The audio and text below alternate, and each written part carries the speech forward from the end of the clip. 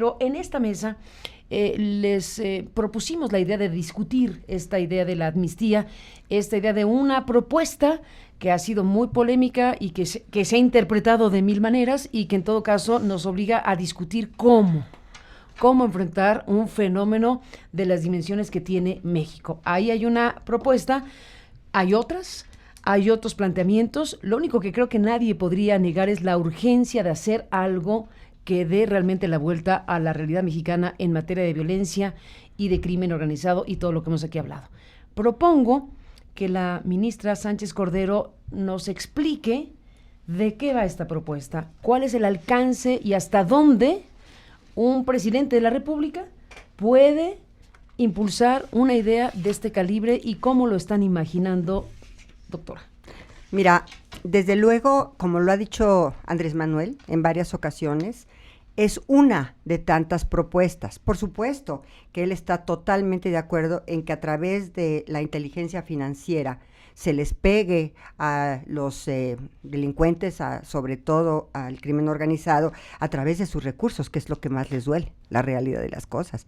Es la economía de la ilegalidad. Y por supuesto que ahí hay un tema muy importante. También, por supuesto, no quiero dejar de decir que el día que yo me entrevisté con él y cuando me invitó a la Secretaría de Gobernación, en realidad, bueno, a su gabinete siendo el precandidato, yo te quiero decir que en ese momento no tratamos el tema de la ley de amnistía, pero sí tratamos un tema bien importante.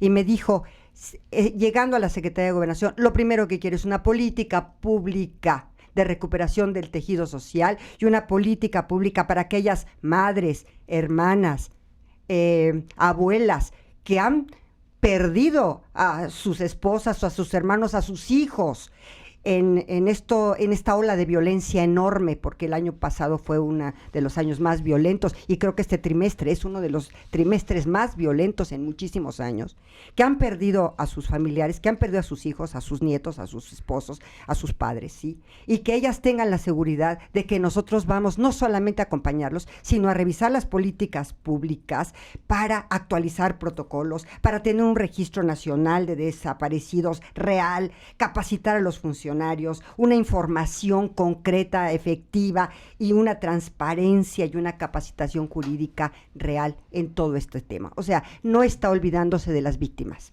Por otra parte, una de las propuestas también que a mí en lo personal me llamó la atención porque no la habíamos platicado, fue él el que la sacó en alguno de los eventos. Dice, quiero una ley de amnistía. Yo te quiero decir que el tema de la amnistía no es ajeno a México. Ya ha habido varias leyes de amnistía. Yo recuerdo dos, claro, yo soy ya una persona adulta mayor. Así me han dicho en los tweets. No, me han dicho anciana, pero bueno. Mira, una de ellas es la de López Portillo. Es la de López Portillo. López Portillo, en relación a todo este movimiento de Lucio Cabaña, recordarás de la Guerra Sucia, de los 70, 74, 75. Él en 78 expide una ley. Pero quiero decirte algo. Una cosa es que el presidente proponga y el Congreso disponga. Es decir, no es una ley, por ser general, va al Congreso Federal, es decir, o a los congresos de los estados, en caso de que así estime el gobernador. Es decir, el presidente o los gobernadores solamente mandan la iniciativa y al final, la última palabra es del Congreso Federal. No es decisión de una sola persona. Pero en el caso de López Portillo y en el caso de Carlos Salinas de Gortari, porque Carlos Salinas de Gortari también expidió una ley de amnistía para aquellos del movimiento zapatista, te recordarás, de Chiapas. Bueno, en primer lugar, hay un universo de personas, es decir, a quienes está destinada esa ley. No creas que va a estar destinada a... Es una ley general, sí, pero con un universo determinado de personas. Además, esa ley tiene una temporalidad. Por ejemplo, en el caso de la ley de Carlos Salinas de Gortari de amnistía, fíjate, hasta puso horas. Esta ley se relaciona en los hechos suscitados en varios municipios del estado de Chiapas del día 1 de enero de 1994 al día 20 del mismo mes y año a las 15 horas. O sea, es una ley que tiene temporalidad, ¿sí? Podría decirse esta ley a partir de el 2006, del 1 de diciembre del 2006, por ejemplo, por decirte al tal día de el 2018, por decirte algo, ¿no? Y las leyes de amnistía son muy especiales y muy específicas en los supuestos que contemplan y en las hipótesis. Por ejemplo, fíjate, dice obviamente la extinción de las acciones penales, pero en el caso de la ley de López Portillo, dice, estará condicionada esta ley del movimiento de Lucio Cabañas, del movimiento guerrillero, estará condicionada a la entrega de todo tipo de instrumentos, armas, explosivos u otros objetos empleados en la comisión de los delitos dentro del plazo de 90 días a partir de la vigencia de esta ley. O sea, es una ley que contiene es muy específica y en sus hipótesis, en sus plazos, en el condicionamiento que tiene a estas conductas delictivas. Y por supuesto, sin olvidar las víctimas. Y yo creo que es interesante y es importante que Andrés Manuel, cuando me invitó, dijo: estas personas que se encuentran desaparecidas, este registro que tenemos que tener real, en tiempo real, y un registro que efectivamente podamos tener de estas personas que han sido desaparecidas, que por cierto, hay desapariciones y hay desapariciones forzadas. Y las desapariciones forzadas son otro tema enorme. Las desapariciones forzadas, por contra de las desapariciones, es cuando algún agente del Estado interviene, así sea un presidente municipal, porque entonces ya tiene un agente del Estado que interviene en esa desaparición. Ahorita están hablando de, por ejemplo, en Guadalajara, de estos italianos, que los policías municipales, creo, o los policías estatales, ya no recuerdo, los pusieron prácticamente en manos del crimen organizado. Bueno, es lo que la investigación periodística lo señala, ¿verdad? Pero es muy específica una ley. Es decir, no es, todos van a, es una, como se ha manejado, y perdón, no es esto lo que pretende Andrés Manuel, absolver y darles a los criminales y no llevarlos a la cárcel. No, nada de eso tiene que ver. Tiene que ver con alguna solución también que está poniendo, entre otras muchas, la recomposición del tejido social, por ejemplo. Esa es una gran prioridad. Y quiero concluir con una frase, mi queridísima Carmen. La guerra va a ser en contra de la pobreza. Esa es la guerra que tenemos que hacer en este país. Mariana Benítez Tubircio, ¿qué dicen ustedes? ¿Qué dice la campaña de MID? Bueno, primero, me parece que habrá algunas coincidencias en el diagnóstico que hace la ministra Olga Sánchez Cordero, que hacen todos los partidos y todas las coaliciones. Me parece que sabemos que estamos enfrentando una situación de violencia marcada, sobre todo en algunas entidades del país. Me parece que es un lastre, un dolor que enfrentamos y que ya no podemos resistir, como bien lo planteaste tú al principio. Hay coincidencia también en que este tema se tiene que tener de fondo. Es por mucho el problema más complejo que enfrenta nuestro país, la angustia, lo que trae en la cabeza cada ciudadano que se siente inseguro en su ciudad, en su colonia, en su país. Sin embargo, sí nos llama mucho la atención pues esta idea que no termina de tener forma, ¿no? Por más que, y de verdad yo aprecio el esfuerzo que hace la ministra y hacen los voceros de Andrés Manuel López Obrador de tratar de justificar y de darle un poco de contenido y rumbo a esta propuesta que finalmente, o sea, sí lo tenemos que decir, es una ocurrencia. Es una ocurrencia porque si bien ha puesto sobre la mesa la ministra algunos ejemplos de ley de amnistía, no tiene nada que ver con un caso tan complejo como la delincuencia organizada, por ejemplo. O sea, una cosa son los activistas en el movimiento zapatista y otra muy, muy distinta, es que estemos hablando de criminales que le han robado la vida, la tranquilidad, la paz a miles de familias en México. Entonces, yo que he estado en varios debates, pues he tratado de debatir y de dialogar y sacar un poquito de más información de esta idea de Andrés Manuel López Obrador y nomás no dan, porque no han explicado al final del día ¿a qué universo nos estamos hablando? ¿No? ¿Quiénes se verían beneficiados?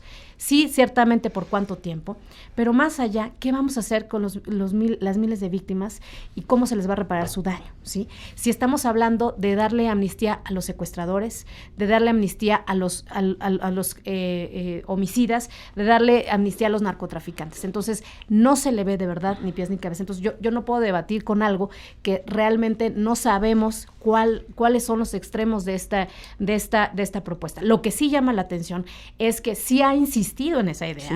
O sea, no se ha retractado, sino todo lo contrario. Y el otro día fue más allá y dijo, es que hay que dialogar, hay que pacificar ese país. Bueno, ahí sí, rotundamente nosotros pues estamos completamente en contra. Si bien es un tema muy complejo, me parece que hay que ir a las causas. O sea, la propuesta de José Antonio Meade es ir directamente a las causas a partir de una estrategia integral, y que yo sé que muchas veces se ha hablado de una estrategia integral, pero hay varios factores que hay que tomar en cuenta. En mi experiencia, que yo también pues fui su procuradora, me parece que el gran reto sigue estando en lo local. 9 de cada 10 delitos son de la delincuencia común, son competencia local. ¿Y qué está pasando? Porque lo vivimos nosotros como una autoridad federal, en el caso de la Procuraduría. ¿Qué está pasando? Que a final del día, y esto sí no puede ser pretexto, porque ya la gran mayoría de los estados pues son estados de oposición, los estados no están asumiendo esa responsabilidad.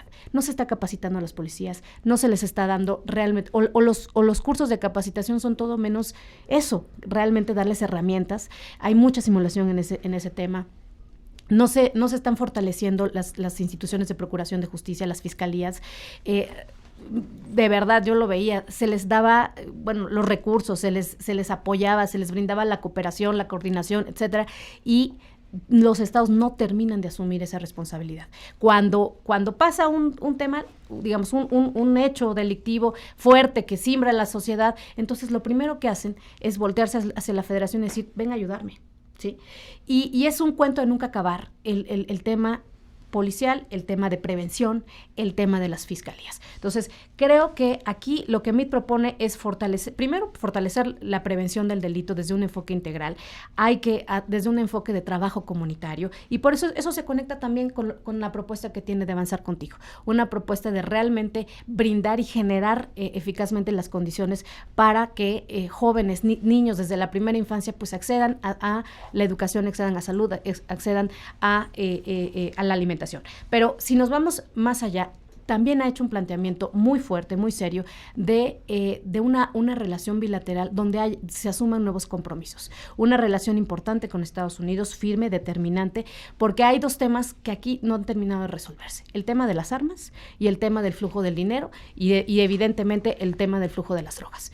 El tema de las armas, evidentemente que ha aumentado este flujo. Estamos hablando de que hay entre 500,000 y 1,5 millones de armas circulando en manos de la delincuencia, y que 1,5 millones la tiene en total, son las armas que tiene el ejército canadiense, nada más para poner en contexto.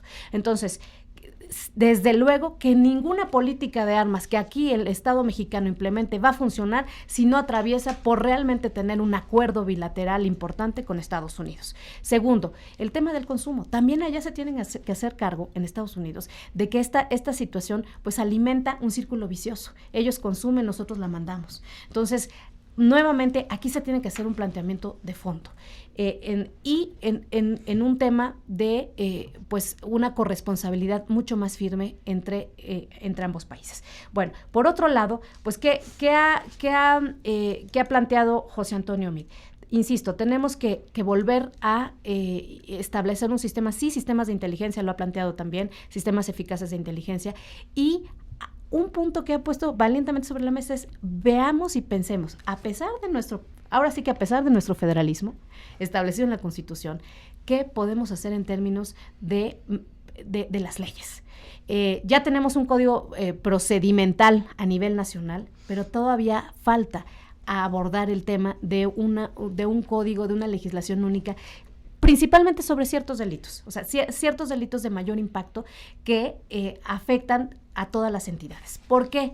Porque aunque digamos, no es reducir el tema a un tema legislativo, pero sí impacta, y aquí la ministra pues no me dejará mentir, muchas veces entre los estados legislan de una manera muy distinta un delito, feminicidio, o legislan de una manera muy distinta la extorsión. Por ejemplo, en Nuevo León, en Nuevo León no existe como tal el tipo penal de extorsión, se llama chantaje.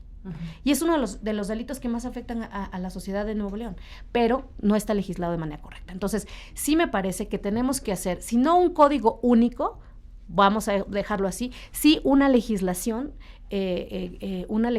única respecto de ciertos delitos, que a final de cuentas eso nos va a permitir el perseguir de manera homologada desde la ley, primero. Y dos, generar capacidades homologadas de todos, ministerios públicos, policías y todos los que intervienen en la cadena de la investigación y la persecución de los delitos. Otro de los temas importantes, pues atraviesa necesariamente por la modernización de las fiscalías y el darles las atribuciones como fiscales. Aquí no terminamos de implementar el nuevo sistema de justicia.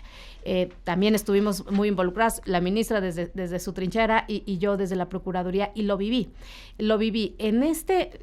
Fue en este sexenio, y creo que hay que decirlo con justicia, cuando más se metió el acelerador y más interés se puso. En el sexenio de Felipe Calderón, pues sabemos que desde el 2008 al 2012 estuvo abandonado el tema. Verdaderamente no había ni una reforma legislativa para empezar, para implementar el nuevo sistema.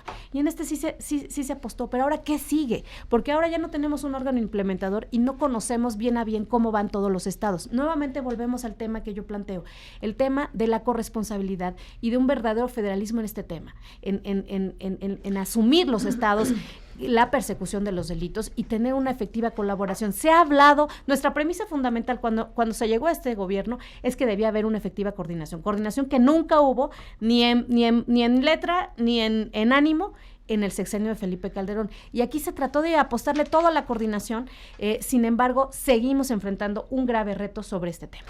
A ver, ¿qué dice Eduardo Aguilar Sierra de la campaña de Ricardo Anaya sobre este tema? Se plantea el tema de la amnistía, se plantea lo que la campaña de José Antonio Meade está diciendo, y qué dicen ustedes sobre este asunto. Te agradezco mucho, Carmen. Primero decirte que tenemos muy claro el contexto de lo que está pasando en el país. La política de seguridad ha fracasado, una política nacional en donde ha llevado al 2017 a más de 23,000 muertos. Según el índice de semáforo delictivo, ha advertido el año 2017 como el año más violento de los últimos 18 años del país. Esta política no ha sido suficiente, no ha ayudado, no ha sido generosa con la población. Segunda cifra que vale la pena rescatar es que hay cifras internacionales y nacionales de que al día de hoy hay en México 32,000 desaparecidos. Hay 32,000 personas que no se saben si están vivas o muertas, y que eso advierte la angustia de las familias, la angustia de las madres de saber dónde están sus familiares, sus seres queridos, sus hermanos, sus hijos, sus padres, y que no encuentran respuesta, que apenas está iniciando un catálogo sobre el catálogo de personas desaparecidas, que apenas estamos intentando hacer esfuerzos, digamos, ejecutivos, legislativos sobre el tema, pero que no han sido suficientes, y que debemos tener un padrón muy confiable, muy claro, para advertir y sobre todo darle respuesta a esa gente. Otros dos datos que vale la pena rescatar es que el 90% de las mujeres mexicanas, que por supuesto vale la pena señalar que también la violencia contra las mujeres ha aumentado dramáticamente en los últimos 2 años, el 90% de las mujeres mexicanas se sienten inseguras en este país. A través del índice de seguridad dado por el INEGI, a través de sus estadísticas y encuestas, advierte que el 90.2% de las mujeres mexicanas no se sienten seguras. ¿Y cuál es el problema? Que las madres de familia, que las mujeres son las que salen a llevar a los hijos a la escuela en transporte público, sobre todo en zonas conurbadas y urbanas de las grandes metrópolis, Ciudad de México, Estado de México, Nuevo León, Guadalajara, digamos en Nuevo León, pues el caso de Monterrey, de la zona conurbada, en el caso de Jalisco, Guadalajara y la zona conurbada, en el caso de la Ciudad de México, la zona metropolitana, que tienen que llevar a sus hijos en las mañanas o en los horarios nocturnos a las escuelas y que se sienten inseguras al hacerlo, y eso es un tema dramático que tenemos que poner mucha atención. Y también vale la pena señalar que no es un fenómeno exclusivo de género. El 71% de los varones mexicanos también se sienten inseguros al ir a trabajar, al llevar también a sus hijos a la escuela, los jóvenes a estudiar. Esto implica que ese tema lo tenemos que estudiar, por supuesto, con cifras y con razón, pero también con el corazón y con el sentimiento. No podemos atender a políticas públicas en materia de seguridad si no nos ponemos de frente y de cara a aquellas personas que hoy están llevando a sus hijos a la escuela y que tienen necesidad absoluta de tener la necesidad de intentar estar seguras, porque claro, ha fracasado el modelo. Déjame darte otros datos más. La ministra Olga hace bien referencia a dos leyes recientes, digamos de los 70s para acá, de amnistía en México. Sin embargo, cabe señalar que estas leyes de amnistía primero tienen dos características: una, implementadas por López Portillo, y otra por Salinas, que no son precisamente los presidentes con mejor reputación en la historia mexicana. Pero no hablemos de Salinas y López Portillo, sino del antecedente, digámoslo así, que son relacionadas con movimientos guerrilleros. A eso voy. Y ahí vas. Ese es un punto central de la discusión. Son relacionadas con movimientos guerrilleros, pero que además tenían... cumpleaños de Salinas de Gortari, sería de muy mal gusto hablar de Salinas mal esta mañana. No, lo felicito, pero al final del día sí hay que... Feliz cumpleaños. Feliz cumpleaños, pero al final del día sí debo señalar... ¿No fueron invitados a la fiesta? ¿Fue en todo México ahí? No. Caray. Bueno, no fuimos requeridos. ¿No fuiste requerida, ministra? No. Caramba, qué mala cosa. La fiesta incompleta, entonces. De parte de los tres. Se puso buena. No, bueno, estaba ahí medio México, claro. De parte de Olga, de Mariana y de un servidor. Bueno, en fin, el tema es que Salinas y López Portillo echaron de andar, pero con otros contextos históricos. Pero es importante señalar que hay otro contexto histórico, pero también señalar que eran movimientos, sin defenderlos, pues producto de una causa relacionada con la pobreza. Y que este es un caso diferente. Ese es un caso distinto, donde hay una delincuencia que no tiene otro objetivo más que el enriquecimiento de las personas que lo hacen, y que eso ha provocado diametralmente una ola de más de 50,000 muertos en los últimos años. Y eso, sin duda, no es un tema menor a observar. Pero además, déjame decirte otro dato. Yo no veo, y como lo dice el artículo primero, porque la ministra Olga, además de que es brillante, la admiro y la respeto mucho, gracias, pues señaló la parte del artículo primero relacionada con la temporalidad, pero no la parte más dramática del artículo primero de la ley del 94 de Salinas sobre el tema de Chiapas, que decía la ley de amnistía en el artículo primero: se decreta amnistía en favor de todas las personas en contra de quienes se haya ejercido o pudiera ejercitarse acción penal ante los tribunales del orden federal por los delitos cometidos con motivo de los hechos de violencia. Y yo digo, Carmen, discúlpame, yo no veo a una madre perdonando y buscando que no esté en la cárcel a aquella persona que cometió hechos de violencia producto del narcotráfico. Porque no solamente son los campesinos, son los halcones, son las personas que matan, son aquellos que delinquen, son aquellos que trafican drogas, que trafican armas. Y ese es un tema que no se puede superar. Y como dice López Obrador, yo no creo que sea el perdón ante ellos. Para ellos debemos de tener el castigo que la ley establece. Y yo desgraciadamente, yo no veo al Congreso mexicano ni al presidente de la República proponiendo, discúlpame, aquel que cometió violencia contra los 32,000 personas que están desaparecidas, hagamos una ley de amnistía. Porque como bien has dicho, Carmen, el contexto de Lucio Cabañas y de la Esta Elena era un contexto social, que era un movimiento producto de una necesidad relacionada con la pobreza. Esto no es producto de sino más gente que quiere dedicarse a un tema ilícito que un tema positivo. Y nada más déjame darte un último dato, si me lo permites, Carmen. El alcance de esta ley, yo comparto lo que dice la ministra Olga, pues no solamente pretende López Obrador hacerlo contra los campesinos, que parece muy bondadosa la lectura de esta declaración. Sin embargo, hay halcones de por medios, pero también, además de esto, pues también ha dicho que va a perdonar a funcionarios corruptos. Ha dicho que no va a castigar al presidente Peña Nieto, ha dicho que no va a castigar actos de corrupción, porque lo que busca es el perdón. Lo ha dicho en entrevistas en Milenio, lo ha dicho en entrevistas con Loret de Mola, lo ha dicho en discursos en Guerrero, lo ha dicho en discursos en Nuevo León. No lo digo yo, ahí están las declaraciones. Y al final del día, yo no veo tampoco generando un perdón frente a esto, porque el equipo de López Obrador ha sido muy inteligente, porque cuando él dice amnistía, él no se refería solamente a la ley, era, digamos, un ánimo de perdón. Su primera declaración fue perdón, y ya luego han dicho, no, ley de amnistía y el Congreso. No, lo que pasa es que pretende generar un perdón generalizado. A ver, Olga Sánchez Cordero. Él sí dijo ley de amnistía, desde luego lo tengo clarísimo. Mira, varias cuestiones, creo que han sido muy interesantes las intervenciones tanto de Mariana como de Eduardo. Por supuesto, Mariana, que ha habido toda una legislación, ha habido unas reformas constitucionales muy interesantes y muy importantes, que tú misma estuviste ahí en las reformas constitucionales.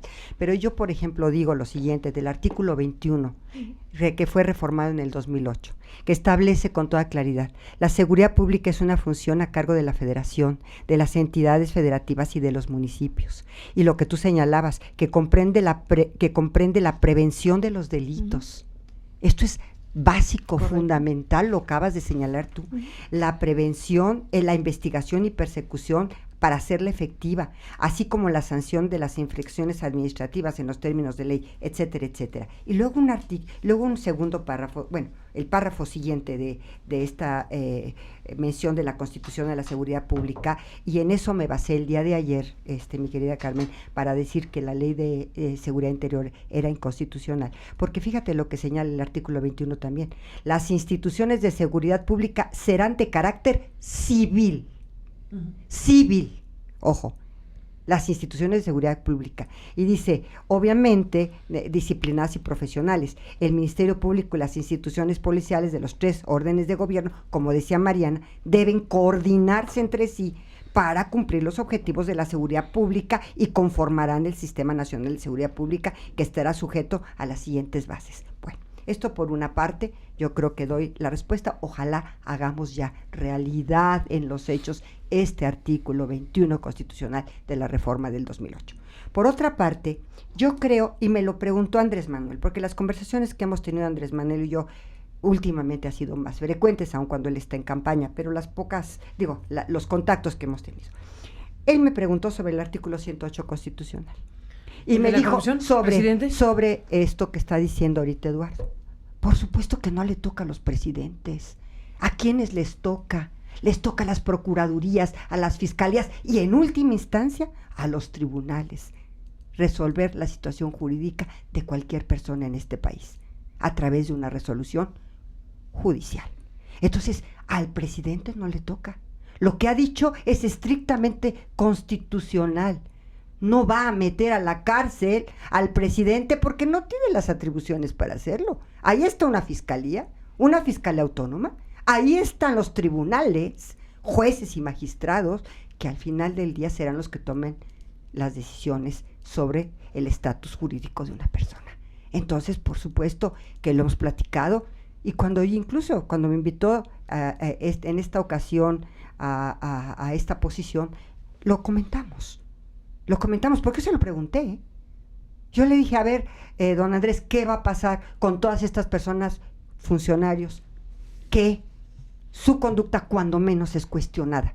Porque obviamente no te puedes decir otra cosa más que es cuestionada, cuando menos en algunas investigaciones periodísticas.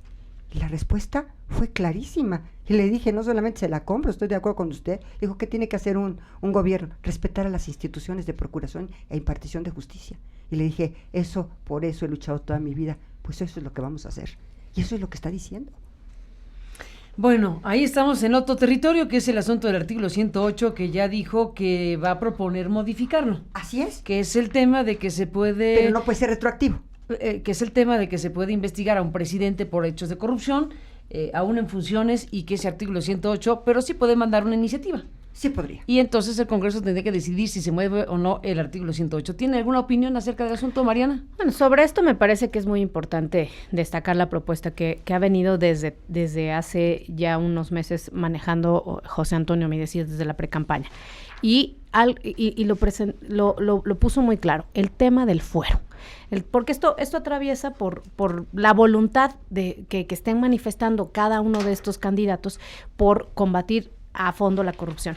Y si bien la eliminación del fuero no es la panacea, es decir, no es la varita mágica, me parece que manda un mensaje muy consistente para todos aquellos servidores públicos que hoy por hoy gozan, pues pareciera que de este escudo de protección, este privilegio que le establece la propia Constitución y la ley. Va de lleno, va de fondo. Y te puedo decir, Carmen, que en estos días ya se formalizará la presentación y sobre todo la voluntad en el Congreso, en las cámaras, para ir a fondo con este tema. Él dice, yo no me quiero esperar a ser presidente desde ahorita, desde el presidente de la República hacia abajo. todos los funcionarios que hoy por hoy gozan de ese privilegio, se les va a retirar el fuero. Me parece que esa sí es una propuesta consistente y no pues andar de perdonavidas, andar diciendo que este país lo que necesita es pacificarse. Claro que sí necesita pacificarse, pero no creo que se vaya a pacificar con todas el número de víctimas cuyo primero que tienen todavía la esperanza de encontrar a sus familiares o que quieren ver reparado de alguna forma el daño que les hicieron. Y no creo, de verdad, honestamente, como ciudadana, como abogada, como madre de familia, te puedo decir, no creo que eso se vaya a lograr, pues otorgándoles el perdón a los delincuentes. Unos voceros dicen que es solamente para campesinos, no sé en qué contexto. Otros dicen que no es tal una amnistía, entonces ya no le entendía a Jade Cole. Y insisto, está haciendo agua. Me parece que sí hay que poner los temas sobre la mesa. Ya anuncié algunos. El tema de la prevención, ahí coincidimos, es un tema fundamental, pero también el tema, por ejemplo, del modelo policial. Un modelo que no ha terminado, también por desacuerdos entre los partidos, no ha terminado de cuajar, y es un tema que evidentemente, como lo referí y lo confirmó también la ministra, es un tema que atraviesa por los 3 niveles de gobierno. A ver, les planteo una cosa. Yo creo que este tema del nuevo modelo, capacitación de las policías, el nuevo sistema, un cambio de paradigma que está en curso, etcétera, todo eso, bueno, ha llevado su tiempo y llevará su tiempo. Aquí creo que tendríamos que detenernos, y por eso el asunto de la amnistía resulta un buen detonador para el debate. Creo que tendríamos que detenernos en el hecho claro y contundente de que se ha desbordado una realidad, una situación que a todas luces no puede ser resuelta por esto que aquí se acaba de decir. Desde luego que hay que capacitar policías, desde luego que la fiscalía tiene que ser autónoma, desde luego que todo eso tiene que continuar un curso y establecer una normalidad de Estado de Derecho vigente y permanente. Pero en lo que eso ocurre, hay una realidad aquí catastrófica y rampante. Efectivamente, los números, lo que acaba de decir Eduardo, etcétera, nos dice que la violencia no para, que el asunto no ha logrado revertirse y todo lo contrario. La pregunta es, ¿está México en condiciones con sus aspirantes a la presidencia y al poder político que está en disputa este año 2018 con miles de cargos de elección popular en juego? ¿Están estas campañas en condiciones, sin capacidad de proponer, de plantear un asunto que enfrente no una realidad estructural de normalidad, sino de anormalidad? Sí, no. Una situación extraordinaria que merecería discutir la amnistía o la justicia transicional o una CICIG a la mexicana o cosas de esa naturaleza que medianamente estén a la altura de algo extraordinario, trágicamente extraordinario. Ese es el tema. A ver, Eduardo. Sin duda, no estamos frente a condiciones normales y tiene que haber, por supuesto, propuestas no solamente innovadoras, sino muy completas y muy complejas en su instrumentación. Déjame darte 3 ejemplos de Ricardo Anaya. Claro. Reconocer que hay una situación extraordinaria. Tenemos que empezar por ahí, pero me parece que la situación extraordinaria no es tampoco la amnistía. No funcionó en Burundi, no funcionó en Angola, no funcionó en Sudán del Sur. O sea, al final del día los ejemplos internacionales recientes no han sido bondadosos. Bueno, incluso con Facundo Martí en El Salvador tampoco fue exitosa la política de amnistía. Pero sí tenemos que hacer, y Ricardo Anaya tiene muy claro que en su campaña ha propuesto, y como presidente logrará 4 cuestiones fundamentales. Número 1, buscará una reforma constitucional para generar una mejor sinergia entre las policías federales, estatales y municipales, a través de mecanismos en donde se ordene una disposición de directrices de seguridad para entidades federativas y municipios, que eso al día de hoy no sucede. Si bien es cierto que está la Ley de Seguridad Nacional, no ha sido suficiente los esfuerzos legislativos ni tampoco del Ejecutivo para poder encontrar una coordinación suficiente y ordenada entre las policías de los 3 órdenes de gobierno. Segundo tema, generar investigaciones exhaustivas. Al final del día, con el nuevo sistema penal acusatorio, no ha sido todavía la capacitación a policía suficiente para que puedan las investigaciones ser exhaustivas y lograr que ante el juez de control se consiga una causa penal que tenga a un detenido. Lo que estamos viendo hoy es muy dramático, que se le llama el círculo del delincuencial. Sale una persona porque no es delito grave la aportación de armas de fuego y el día de mañana reincide y vuelve a delinquir. Ese es una gran falla del sistema, y Ricardo Anaya ha puesto muy claro en la mesa el tema. Y lo del fuero, Carmen, nada más decirte que yo celebro la propuesta de José Antonio Meade de eliminar el fuero, nada más que no solamente le llevamos 10 puntos de ventaja en las encuestas, sino que además le llevamos 3 años de ventaja. Ricardo Anaya ya presentó hace más de 3 años esta propuesta para eliminar el fuero constitucional a servidores públicos. Y no solamente eso, sino que además de la investigación exhaustiva y las reformas para generar una sinergia en todos los órdenes de gobierno, también Ricardo ha propuesto con mucha claridad generar un enfoque de sistematización de las investigaciones para tener con mejores tecnologías investigaciones más precisas y claras. A ver, déjame retomar, Eduardo Aguilar, algo que no has dicho, pero que sí ha dicho tu candidato y que lo pongo a la mesa. Está por un lado el tema de la amnistía que plantea López Obrador y la discusión abierta. Está el asunto de discutir si México requeriría un tipo de fórmula transicional, de justicia transicional que incluya colaboración internacional.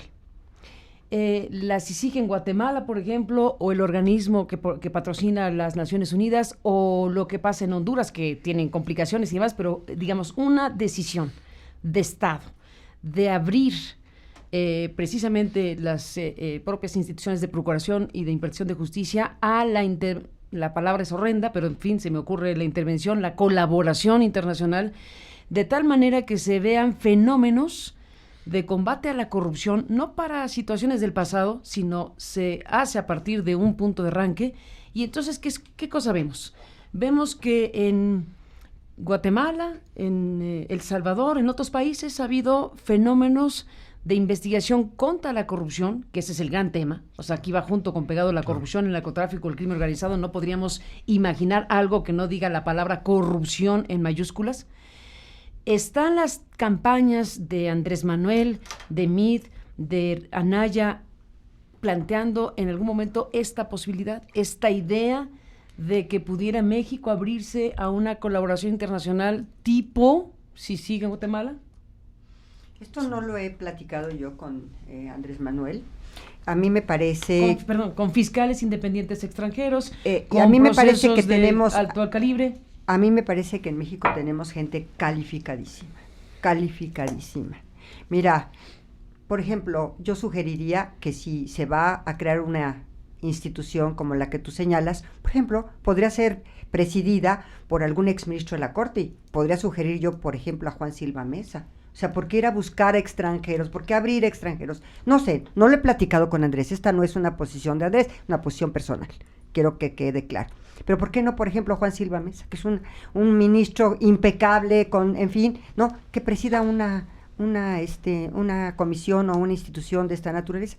Yo no creo, sinceramente, que tengamos que buscar en el extranjero cuando tenemos gente sumamente y altamente capacitada en México para poner una situación como la que incluso creo que Ricardo está poniendo, que por cierto yo respeto mucho y además estimo mucho a Ricardo, y no se diga Meade, eso que quede claro. No, pero que está poniendo son tus contrincantes políticos ahora. Pero eso no importa. Pero eso no importa. Bueno, eso no importa. Entonces, ¿qué le está poniendo ahorita la Comisión de la Verdad? Hasta donde yo he entendido, ¿no? Y que esta Comisión de la Verdad la quiere... Pero esa es otra fórmula. Yo diría, ¿por qué vamos por partes, ministra? Te propongo.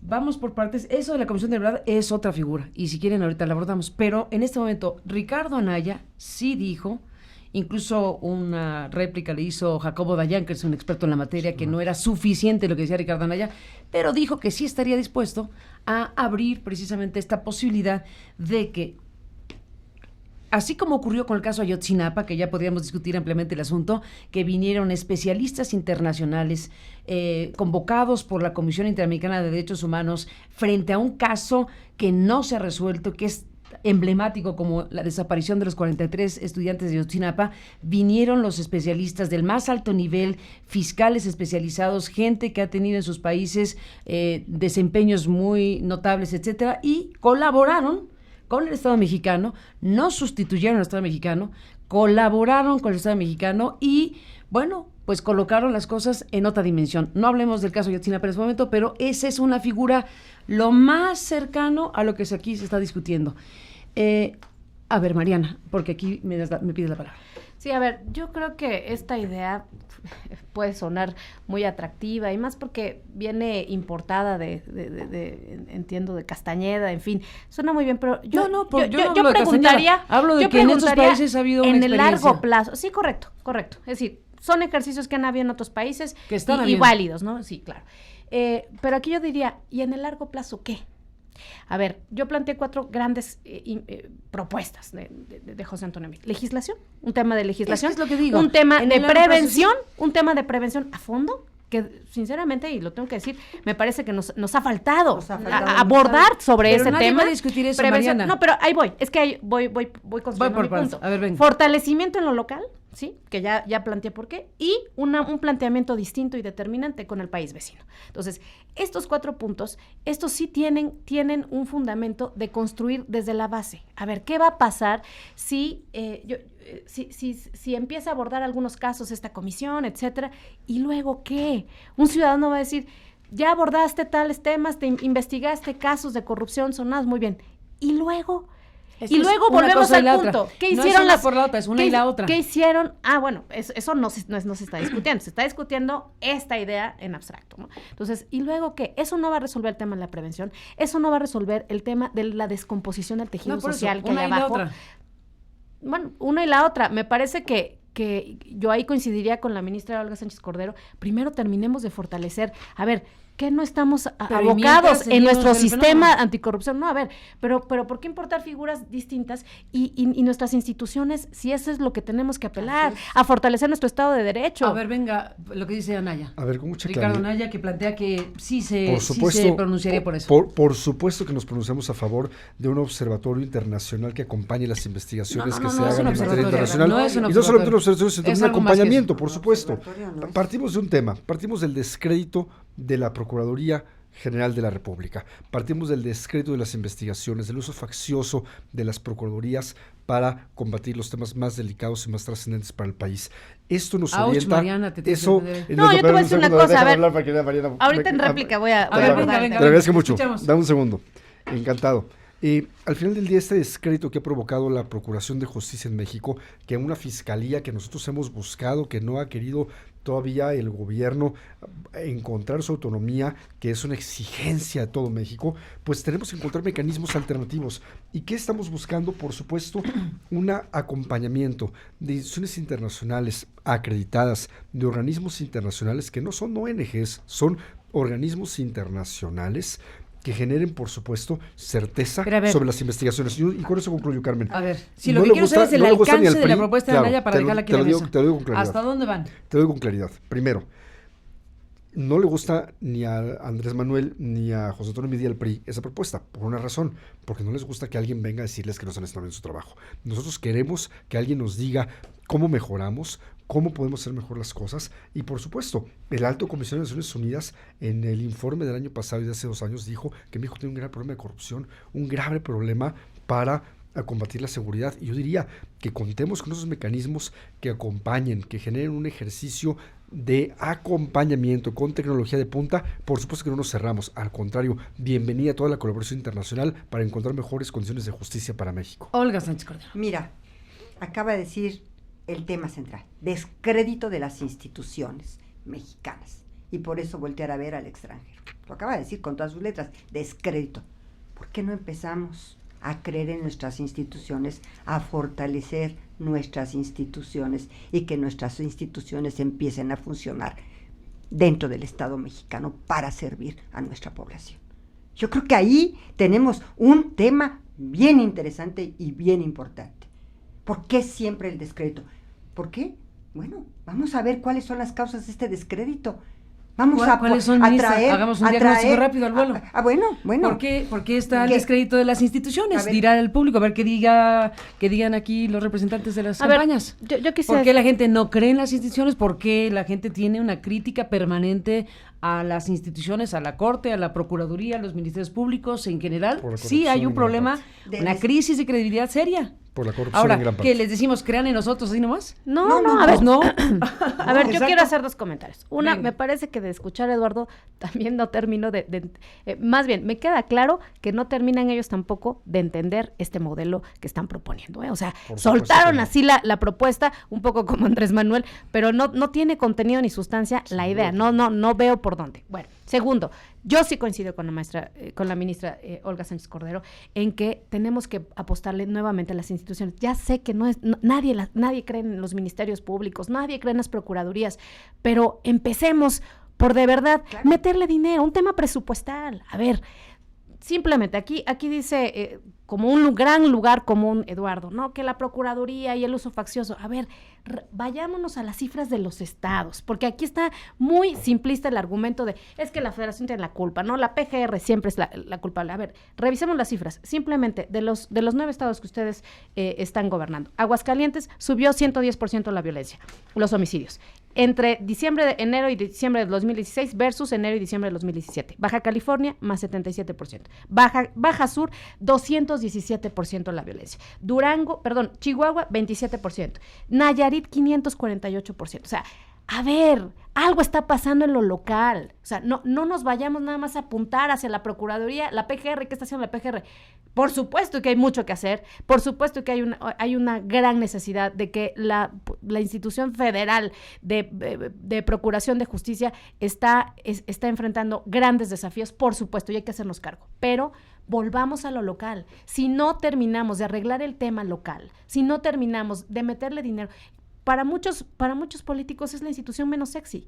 Y entonces se le da menos dinero. O sea, no se le da dinero, no se le da recurso, porque eso no vende a lo mejor, porque eso no impacta, o porque se tiene esa percepción de que realmente no impacta en los logros de un gobierno. Por supuesto que me parece que hay muchos gobernadores o muchos presidentes municipales que no terminan de entender la función de una institución de procuración de justicia en cuanto a reducir los niveles de impunidad, en cuanto a reducir la violencia. Sí hay casos donde se han invertido recursos, capacidades humanas, recursos financieros, materiales, en fin, legislación, en donde se ha podido sacar a una entidad o a municipios concretos de esos niveles de violencia, apostándole al fortalecimiento institucional. Mira, bueno, yo estoy de acuerdo con esto, definitivamente.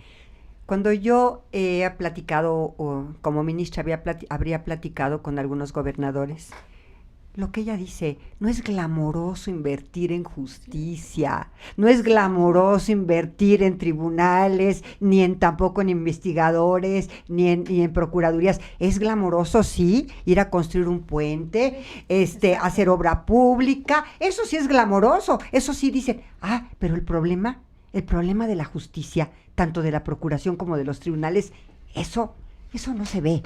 No se ve, y mira cómo estamos viviendo hoy. ¿Por qué? Porque no se apostó precisamente a lo más elemental.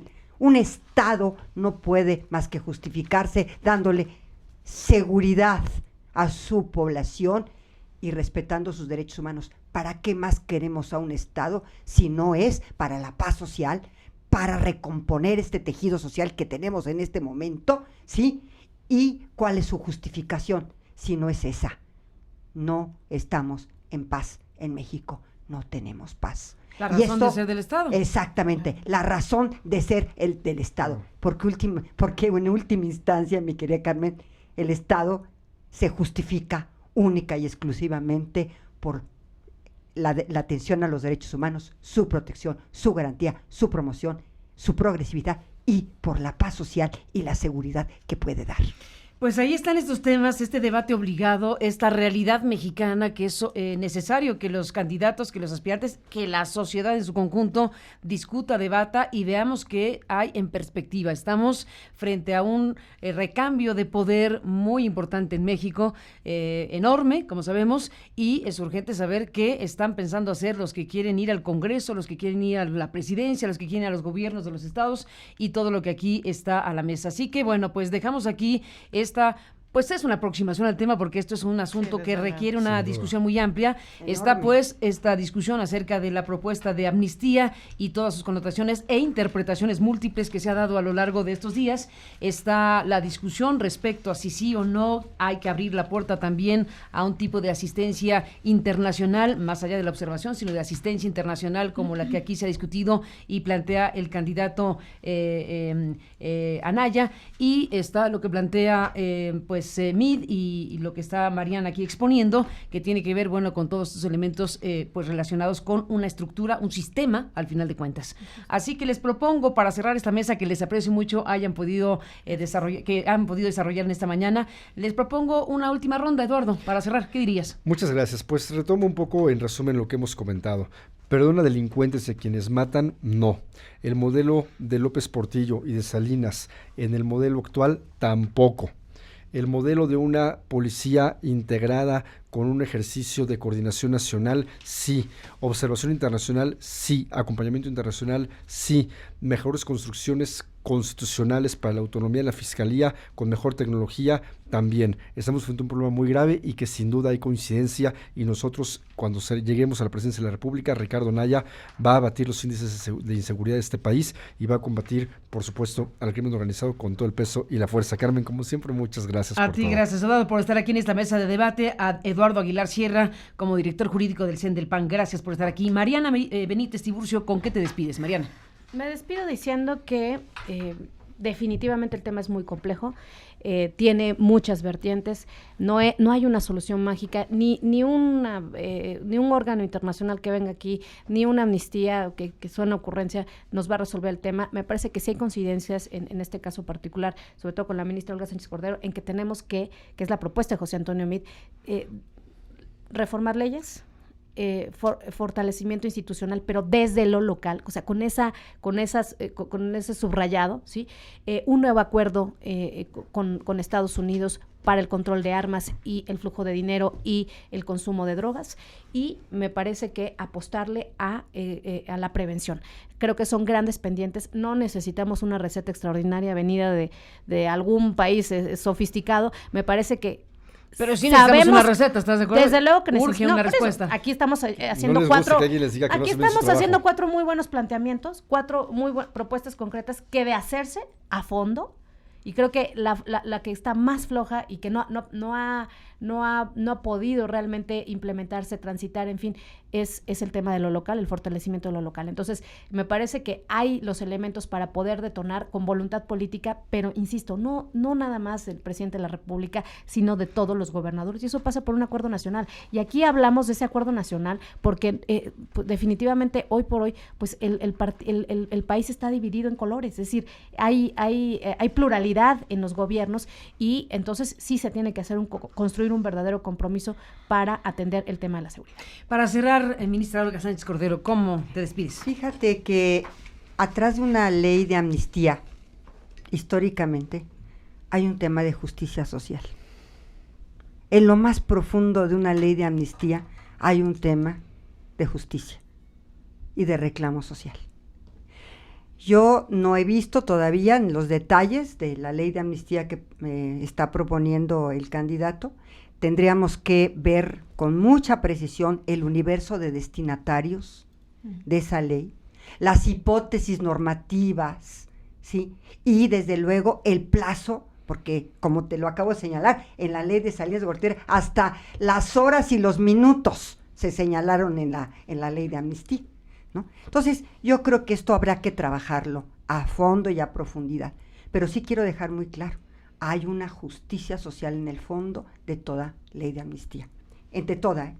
Y lo que acaba de decir Mariana me encantó en el sentido de que precisamente el acatamiento, para que vivamos en un Estado de Derecho, la voluntad política de vivir en el Estado de Derecho, y una voluntad política no nada más de las autoridades, de toda la población, porque si queremos vivir en el Estado de Derecho, tiene que haber esa voluntad política, no solamente de acatar la ley, acatar, obvio, la Constitución, la protección a los derechos, Y esa voluntad política tiene que ser de todos. Como recuerdo este automovilista que casi atropella al ciclista y con una prepotencia, ¿verdad?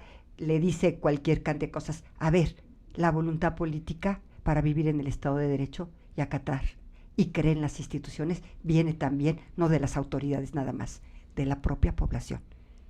Hasta ahí lo dejaría yo. Gracias. Pues ahí están estos temas. Olga Sánchez Cordero, Mariana Benítez Tiburcio, Eduardo Aguilar Sierra, a los tres, gracias por estar aquí y sigamos en contacto. Muy buenos días. Muchas gracias. Gracias, buenos días. Gracias.